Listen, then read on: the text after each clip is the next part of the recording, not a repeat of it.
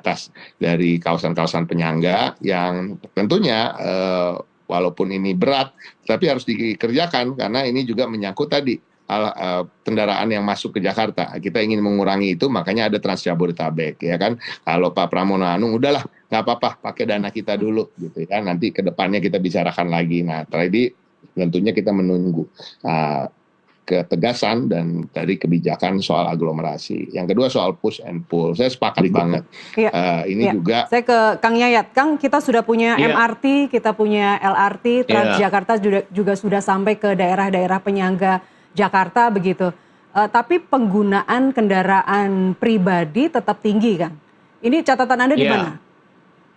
Ya, yang paling berat itu bahwa persoalan traffic atau lalu lintas di Jakarta salah satunya juga dari kota tetangga sebelahnya. Jadi aglomerasi itu juga menjadi sangat penting untuk kita bangun untuk integrasi. Tapi sekali lagi saya menarik ini adalah ketika upaya untuk mereduksi penggunaan kendaraan pribadi di tengah upaya Pak Gubernur untuk membangun Trans Jabodetabek, tapi bebannya di Jakarta semua biayanya.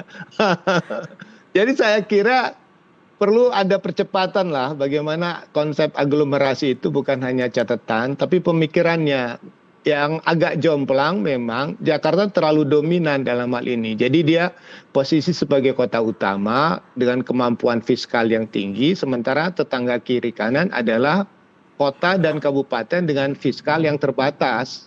Dan bebannya itu kan akhirnya kan membebani di Jakarta. Nah, maka saya mengatakan perlu ada pendekatan-pendekatan yang lebih terintegrasi. Yang kedua, yang penting kan satu, untuk masalah kendaraan pribadi, ini lagu lama loh. Kita punya strategi push and pull.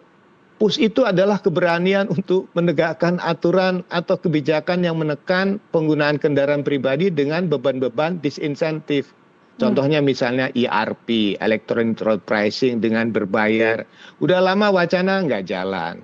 Kemudian parkir yang mahal juga ternyata tidak efektif semuanya. Kemudian yang menarik lagi ganjil genap. Pertanyaannya, kita belum pernah ada data kenapa sesudah ganjil, sesudah genap kok tetap macet gitu ya. Nah, artinya pertanyaannya harusnya dihitung berapa jumlah kendaraan ganjil dan genap. Kemudian dihitung berapa kapasitas struktur jaringan jalan yang ada. Nah, kalau tadi Mas Ciko mengatakan contoh Singapura. Singapura tuh tahu jalan kami hanya bisa untuk 650.000 mobil gitu. Dikunci 650.000 mobil. Jadi kalau yang ingin nambah mobil, nah sorry ya, Anda harus bayar beberapa iuran atau ketentuan yang membuat terasa mahal. Kemudian juga mobil tidak boleh lebih dari 5 tahun atau 10 tahun. Jadi ada tekanan push ya, sehingga orang merasa bahwa kendaraan pribadi itu kalau mau digunakan, ya Anda harus membayar lebih mahal. Nah, nilai manfaat dari denda atau pajak atau retribusi itu dimaksimalkan pada pengembangan jaringan transportasi. Saya sependapat udah 20 tahun lebih ini angka 3.500 cukup sangat membantu. Kemudian upaya menambah armada bus listriknya juga sudah sangat membantu. Tapi pertanyaannya, poolnya ini masih kurang. Mohon maaf, pool itu adalah pelayanannya. Nanti kalau misalnya jumlah armada itu ditambah, itu jaringan jalan Jakarta udah nggak cukup. Misalnya contoh ya, koridor busway kita, itu misalnya untuk di jalan Gatot Subroto atau Tamrin, itu cukup bebannya cukup banyak loh. Karena semuanya mengumpan dari pinggir ke tengah. Jadi kadang-kadang untuk masuk itu pun sampai antriannya panjang. Kedua, jaringan kereta apinya juga harus lebih banyak diperbesar. Nah, kalau menurut saya memang udah saatnya kita mencoba bagaimana nanti apa upaya-upaya push itu dengan ketentuan-ketentuan yang ketat dan mengikat itu nanti dibarengi dengan poolnya, penambahan jumlah armada yang ini. Tapi sekali lagi, berapa besar pun armada itu, kalau misalnya gizinya ya, anggarannya, pembiayaannya itu tidak didukung, itu akan terasa berat. Nah sekarang kan pertanyaannya, beban itu mau di-sharing nggak dengan kota-kota di sekitarnya? Ini belum ada gaung, belum ada kesepakatan, isu tentang mau kenakan tarif aja, tetangganya masih diem-diem aja misalkan. Nah ini maksud saya, komunikasi antar pimpinan daerah perlu kita gaung lah. Karena kelihatannya peran para pimpinan daerah di 3 wilayah ini, Banten, ya, kemudian DKI, kemudian Jawa Barat, perlulah sering-sering ketemu lagi, kemudian bagaimana pemikiran-pemikiran yang kita bisa gerakkan menjadi sebuah tanggung jawab bersama, karena mengingat dunia itu Bank Dunia mengatakan bahwa Jakarta itu udah menjadi kota dengan tingkat aglomerasi terbesar nomor 1 di dunia dengan 40 juta penduduk yang mengalahkan metropolitan Tokyo. Artinya 40 juta penduduknya akan menjadikan Jakarta menjadi cantolan utamanya. Apakah Jakarta harus menderita untuk menanggung persoalan ini? Nah, itu masalahnya. Jadi kata aglomerasi yang ada di undang-undang itu kan ditunggu-tunggu. Siapa yang mau ngambil inisiatif? Kita rasanya hanya puas menyebut kata aglomerasi tapi tanpa ada gerakan untuk membuat gerakan atau ini. Maka salah satu saya mengatakan inisiatif-inisiatif yang sudah diambil oleh DKI kadang-kadang kurang disambut karena tadi kapasitas fiskal pada wilayah-wilayah sekitar itu belum maksimal. Jadi saya kira untuk mengurangi beban Jakarta dari sisi transportasi juga harus dikoordinasikan dengan aspek tata ruang. Itu akan bicara tentang aspek pengendalian kebencanaan. Tadi seperti pengendalian daerah aliran sungai. Pengendalian lagi terkait pengelolaan persampahan. Pengendalian lagi terhadap dengan polusi udara. Jadi sekali lagi saya mengatakan beban di daerah kadang-kadang masuk ke Jakarta. Seperti polusi udara.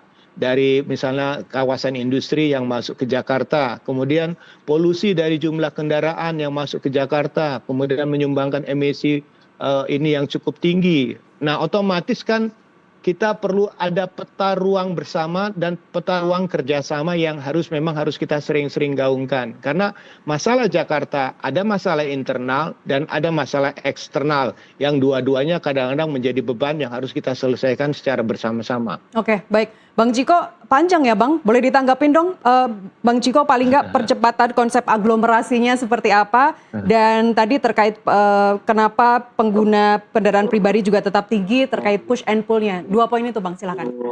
Yang pertama tentunya kebijakan terkait dengan aglomerasi ini kita masih tergantung dengan kebijakan dari pemerintah pusat. Nah, ini bukan hal yang memang menjadi kewenangan kita untuk kemudian mengatakan ini menjadi kawasan aglomerasi, kemudian siapa yang menjadi pemimpinnya dan lain-lain. Tetapi tentunya sambil menunggu itu yang tentunya pastinya juga dipikirkan oleh pemerintah pusat, Jakarta merasa di bawah kepemimpinan Pak Pramono Anung tentunya tidak bisa juga kita mau menunggu-menunggu.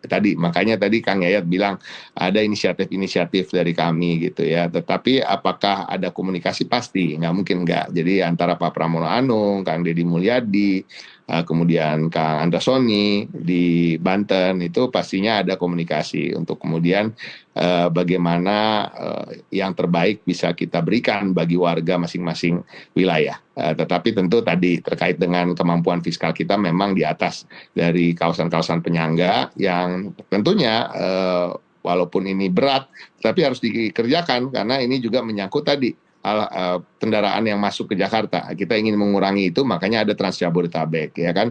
Kalau Pak Pramono Anung, udahlah, nggak apa-apa, pakai dana kita dulu, gitu ya. Nanti ke depannya kita bicarakan lagi. Nah, tadi tentunya kita menunggu ketegasan dan dari kebijakan soal aglomerasi. Yang kedua soal push and pull. Saya sepakat banget.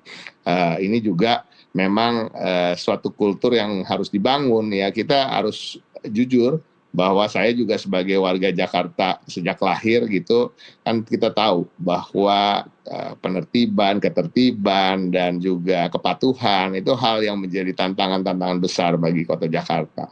Dan kalau kita tiba-tiba misalnya melakukan push itu ini juga akan menimbulkan riak-riak ya, kemudian kegaduhan. Nah, kita lihat tadi Kang Yayat kan juga bilang tadi ada tayangan sebelum ini gitu ya, ditertibkan parkir liar makin les juga. Ini ya bukan ini yang bikin macet itu putaran di sana tuh, jadi ngajarin gitu ya. Jadi ahli tata kota. Tetapi ya itulah resikonya, tetapi kita harus mulai tegas ya, dan kita sepakat ada ketegasan yang aku lakukan. Tapi terkait push yang sifatnya misalnya terkait dengan ERP, ya ini kembali lagi kita bukan buang bola, tapi ini ada juga unsur tentunya keputusan dari pemerintah pusat terkait dengan parkir yang udah dinaikin. Memang harganya sekarang ya, walaupun sampai hari ini rasa-rasanya Jakarta ini parkirnya masih paling murah di seluruh dunia dibandingkan negara-negara lain atau kota-kota di negara lain.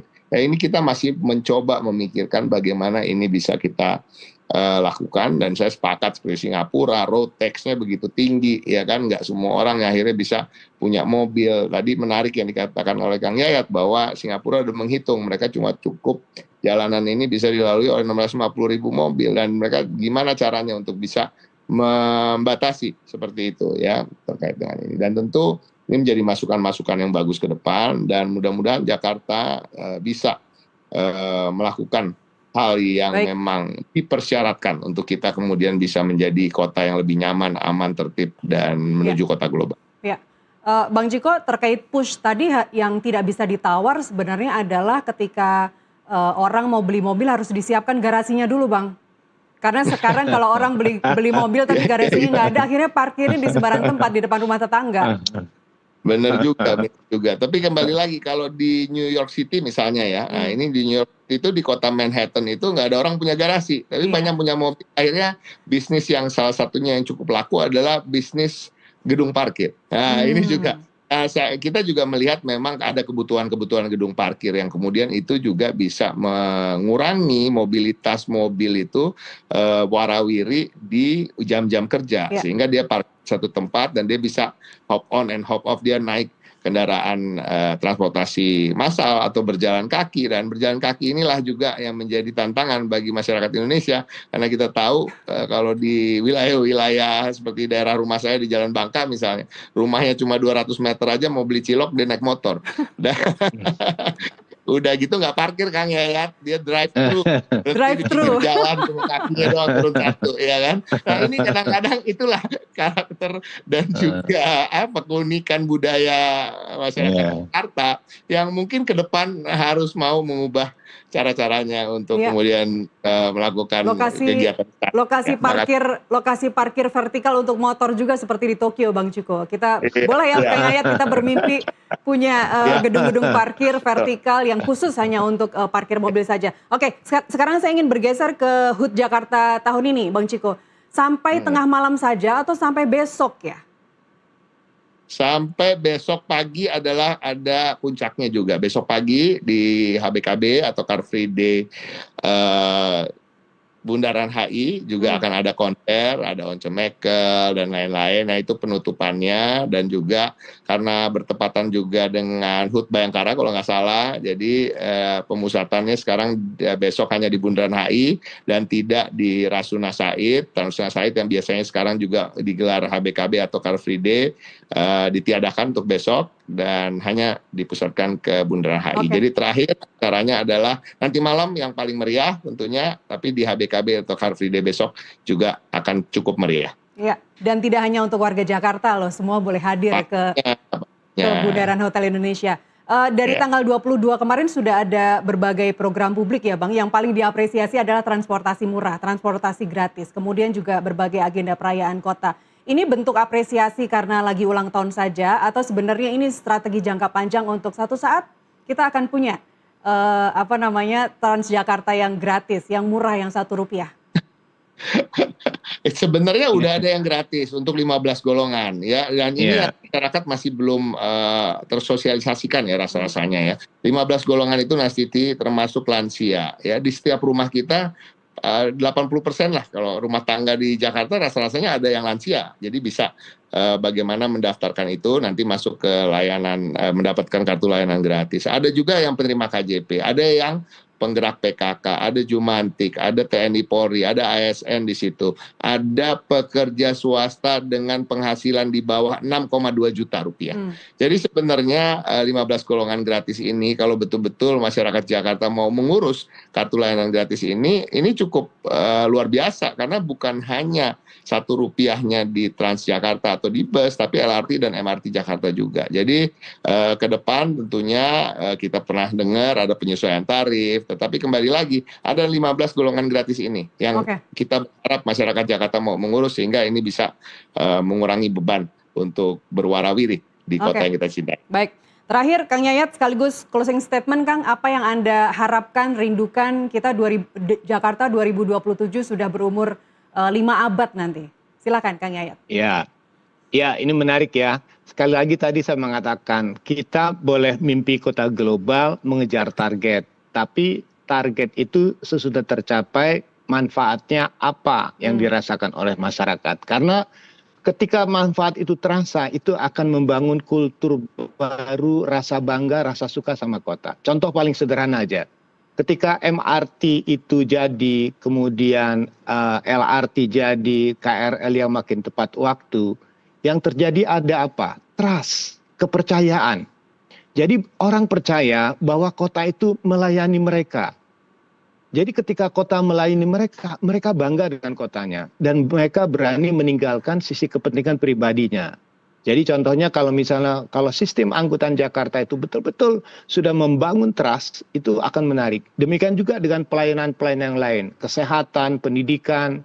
Mudah-mudahan Jakarta kalau penerimaan siswa baru tidak ada chaos lagi ya kan, atau untuk ini dan sebagainya itu. Jadi sebetulnya membangun Jakarta adalah membangun trust. Begitu gagal membangun itu distrust dan orang nggak percaya lagi. Misalnya debat publik.